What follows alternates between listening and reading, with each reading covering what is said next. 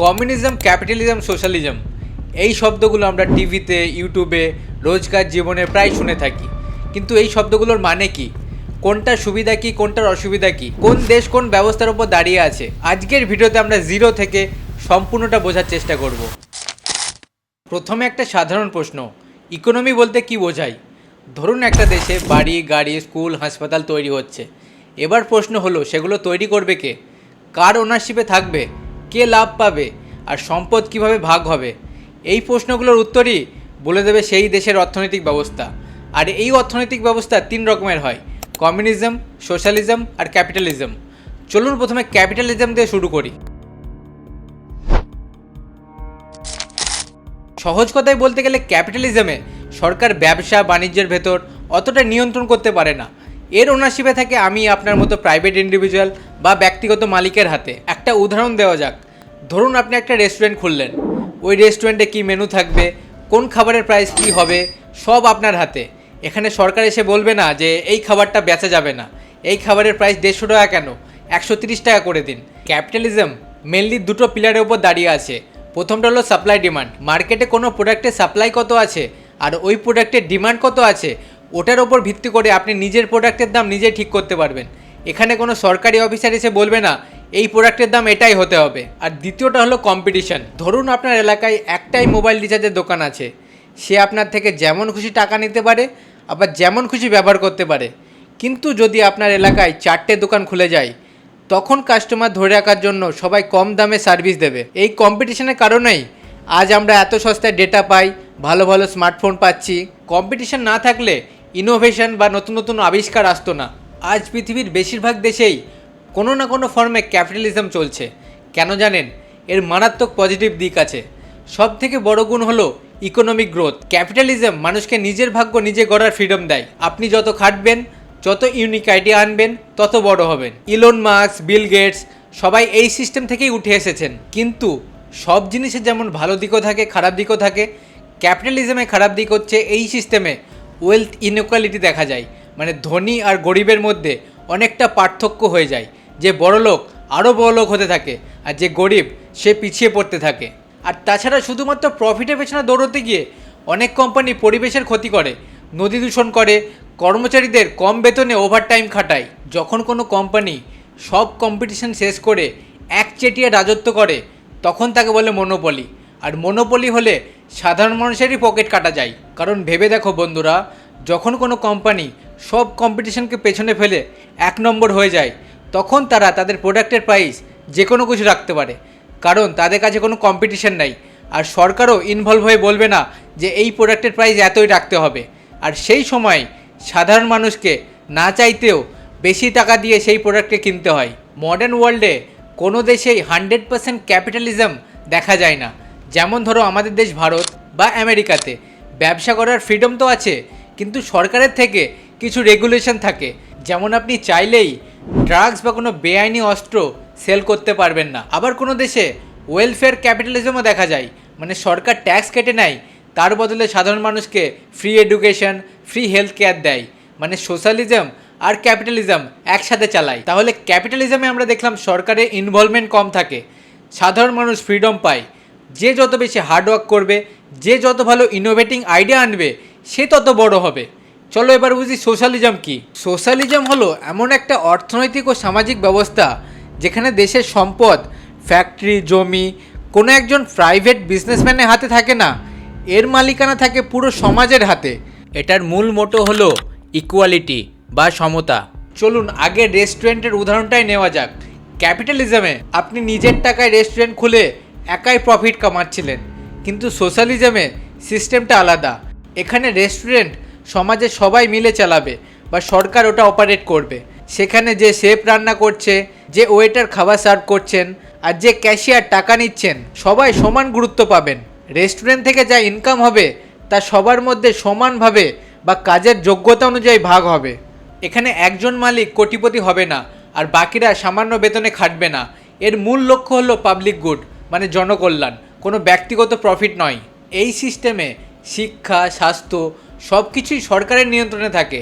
উদ্দেশ্য একটাই, যাতে দেশের গরিব থেকে গরিবতম মানুষটাও বিনা চিকিৎসায় মারা না যায়। এটাই হলো সোশ্যালিজমের মূল লক্ষ্য। সোশ্যালিজম হলো একটা সমাজের সোশ্যাল সেফটি নেট। ক্যাপিটালিজমে যে ধনী আর গরিবের মধ্যে একটা বড় পার্থক্য ছিল, সোশ্যালিজমে সেটা কমানোর চেষ্টা করা হয়। এখানে বেকারত্বর দায়িত্ব থাকে সরকারের ওপর, মানে সবাইকে সমান অধিকার দেওয়া হয়। কিন্তু থিওরি আর রিয়ালিটির মধ্যে কিছু পার্থক্য তো থাকেই। এর সব থেকে বড় প্রবলেম হলো ল্যাক অফ মোটিভেশন। ধরুন আপনি অফিসে দিনরাত এক করে কঠোর পরিশ্রম করছেন আর আপনার কলিগ ফাঁকি মারছে, কিন্তু মাসের শেষে দুজনকে সমান স্যালারি দেওয়া হচ্ছে। তখন আপনার হার্ডওয়ার্ক করার ইচ্ছাটাই চলে যায়। কম্পিটিশন বা প্রফিট মোটিভ না থাকলে নতুন আবিষ্কার বা ইনোভেশন থমকে যায়। দ্বিতীয় প্রবলেম হলো বিউরোক্রেসি।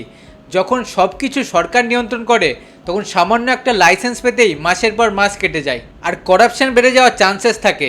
আর অনেক সময় সাধারণ মানুষের ইন্ডিভিজুয়াল ফ্রিডম কমে যায়। ইতিহাসের দিকে তাকালে আমরা দেখতে পাবো যখন সোভিয়েত ইউনিয়ন, ভেনেজুয়েলার মতো দেশগুলো চরমপন্থী সোশ্যালিজম অ্যাপ্লাই করতে গেছে, তখন তাদের ইকোনমি মুখ থুবড়ে পড়েছে। তাহলে কি সোশ্যালিজম একদমই খারাপ? একদমই নয়। আজকের দিনে দাঁড়িয়ে সবচেয়ে সাকসেসফুল মডেল হলো ডেমোক্রেটিক সোশ্যালিজম, যেটাকে আমরা নর্ডিক মডেল বলি। ডেনমার্ক, সুইডেন, নরওয়ে এই সিস্টেমটাকে দারুণভাবে কাজে লাগিয়েছে। ওখানে ব্যবসা করার ফুল ফ্রিডম আছে, মানে ক্যাপিটালিজম আছে, কিন্তু সরকার ধনীদের ওপর কড়া ট্যাক্স লাগায় আর ওই টাকায় সবাইকে free health care, free education দেয়। মানে ক্যাপিটালিজম আর সোশ্যালিজম একসাথে চালায়। আমাদের দেশ ভারতের সংবিধানেও ভারতকে সোশ্যালিস্ট দেশ বলা হয়েছে। সেই কারণে আমরা সস্তায় রেশন বা সরকারি হাসপাতালে সুবিধা পাই, আবার পাশাপাশি টাটা, রিলায়েন্সের মতো কোম্পানিতে চাকরিও করতে পারি। তাহলে সহজ ভাষায় ক্যাপিটালিজম আর সোশ্যালিজম কোনোটাই 100% পারফেক্ট নয়। তাই পৃথিবীর বেশিরভাগ দেশই এই দুটোর একটা ব্যালেন্স খোঁজার চেষ্টা করছে। কমিউনিজম হলো সোশ্যালিজমেরই একটা চরম রূপ। এর মূল উদ্দেশ্য হলো সমাজে কোনো বড়লোক থাকবে না, কোনো গরিব থাকবে না, মানে ক্লাসলেস, স্টেটলেস সোসাইটি। চলুন আমাদের সেই চেনা রেস্টুরেন্টের উদাহরণটাই নেওয়া যাক। ক্যাপিটালিজমে রেস্টুরেন্টের মালিক ছিলেন একজন বিজনেসম্যান। লাভ হলেও তার ছিল, লস হলেও তার। সোশ্যালিজমে রেস্টুরেন্ট সরকার চালায়, কর্মচারীরা তাদের যোগ্যতা অনুযায়ী বেতন পেত। কমিউনিজমে কোনো মালিক বা সরকার কিচ্ছু থাকে না। রেস্টুরেন্ট যারা চালাচ্ছেন, মানে শেফ, ওয়েটার, ক্লিনার, যৌথভাবে এটার মালিক হয়।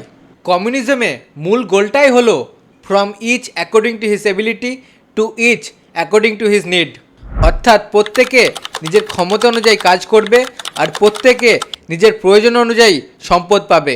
1800 শতকে যখন ইউরোপে ইন্ডাস্ট্রিয়াল রেভলিউশন চলছিল, তখন ফ্যাক্টরির মালিকরা শ্রমিকদের ওপর খুব অত্যাচার করত। শ্রমিকরা দিনরাত কাজ করত আর সব লাভ নিয়ে যেত কোম্পানির মালিকরা। এই চরম অত্যাচার দেখেই জার্মান ফিলোসোফার কার্ল মার্কস আর ফ্রেডরিক এঙ্গেলস 1848 সালে লিখলেন একটা বই, the communist manifesto. Karl Marx বলেন, ক্যাপিটালিজমের এই সিস্টেমটা ভেতর থেকেই খারাপ। বড়লোকরা কোনোদিনই গরিবদের সেই অধিকার দেবে না, তাই শ্রমিকদের একসাথে জোট বেঁধে ক্রান্তি আনতে হবে। 20th সেঞ্চুরিতে সোভিয়েত ইউনিয়ন, চীন, কিউবা, উত্তর কোরিয়ার মতো দেশগুলোতে কমিউনিজম আনার চেষ্টা চলছিল, কিন্তু সেখানে কি হলো জানেন? Total dictatorship. কার্ল মার্কস বলেছিলেন বিপ্লবের পর সাময়িকভাবে একটা সরকার হবে, তারপর ওটা নিজে থেকেই বিলুপ্ত হয়ে যাবে। কিন্তু কমিউনিস্ট নেতাগুলো ক্ষমতা পাওয়ার পর ডিকটেটর হয়ে বসলো। আর তাছাড়া যখন সব কিছু সরকার কন্ট্রোল করবে, তখন মার্কেটে কোনো কম্পিটিশন থাকে না, কোনো ব্যবসা থাকে না, তখন ইকোনমি স্লো হয়ে যায়। ধরো তুমি কোনো জিনিস কিনতে গেলে দোকানের সামনে গিয়ে দেখলে মানুষ ঘন্টার পর ঘন্টা লাইনে দাঁড়িয়ে আছে, কারণ সেখানে শুধু একটাই দোকান আছে। প্রফিট মোটিভ না থাকলে মানুষের কাজ করার এনার্জি কমে যায়। কারণ ভেবে দেখো বন্ধুরা, যদি সবাই সমান বেনিফিট পায়, তাহলে কেউ কেন হার্ডওয়ার্ক করে একটা বিজনেস সেট আপ করবে? কেউ কেন নতুন নতুন আইডিয়াস ইনোভেট করবে? আজকের দিনে দাঁড়িয়ে পৃথিবীর কোনো দেশই পিওর কমিউনিজমে চলে না। 1991 সালে সোভিয়েত ইউনিয়ন ভেঙে চুরমার হয়ে গেছে। আর চীনের আলিবাবা, টেনসেন্টের মতো বড় বড় কোম্পানিগুলো গ্লোবাল মার্কেটে ক্যাপিটালিস্ট কায়দাতেই ব্যবসা করে। তবে হ্যাঁ, সেখানে আজও পলিটিক্যাল ফ্রিডম নেই। একটা মাত্র পার্টিই পুরো দেশ শাসন করে। আজ কিউবা, উত্তর কোরিয়ার মতো হাতে গোনা কয়েকটা দেশ কমিউনিজম ধরে রেখেছে, আর ওই দেশগুলোর কন্ডিশন খুব একটা ভালো নেই। তাহলে এক লাইনে সামারি করলে দাঁড়ায়, ক্যাপিটালিজম হলো ফ্রিডম, সোশ্যালিজম হলো ওয়েলফেয়ার, আর কমিউনিজম হলো অ্যাবসলিউট ইকুয়ালিটি। কোনো সিস্টেমই 100% পারফেক্ট নয়। সেই জন্য পৃথিবীর বেশিরভাগ দেশই এই সিস্টেমগুলোর একটা পারফেক্ট ব্যালেন্স খোঁজার চেষ্টা করছে। আর বাকি ভিডিও ভালো লাগলে দেখা হচ্ছে অন্য ভিডিওতে অন্য কোনো টপিক নিয়ে। Thank you so much for watching.